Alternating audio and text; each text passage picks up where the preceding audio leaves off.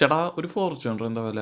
മനെ അതൊരു 50 ലക്ഷം രൂപയാവും മനി. ചേട്ടാ എന്റെ ഫോർച്യൂണറിന്റെ സർവീസ് കഴിഞ്ഞായിരുന്ന മനെ അത് കഴിഞ്ഞല്ലോ. ചേട്ടാ നിങ്ങൾ എങ്ങനെയാണ് കാർ എടുത്ത്? എന്തെങ്കിലും ഒരു ഐഡിയ പറഞ്ഞു തരും, എനിക്ക് ഒരെണ്ണം വേണേ. എടാ നീ മറ്റേ പ്രശ്നേഷല്ലേ, നീ ഇപ്പൊ സാനിറ്റൈസർ അടയ്ക്ക്, അത് കുടുംബത്ത് പോയി ഒരു കലഹം കൊണ്ടാക്ക്, ഫാമിലിക്ക് അതൊരു പ്രോബ്ലം ഉണ്ടാക്കുക, യൂട്യൂബിൽ ഇടുക.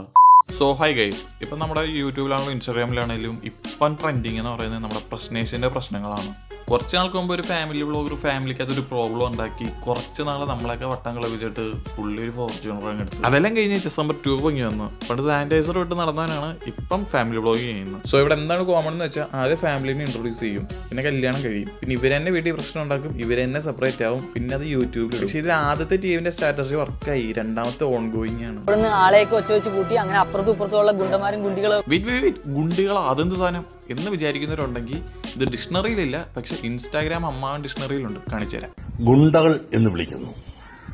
എന്നാൽ അതേ കാറ്റഗറിയിൽപ്പെട്ട സ്ത്രീകളെ എന്തുകൊണ്ട് ഗുണ്ടികൾ എന്ന് വിളിക്കുന്നില്ല?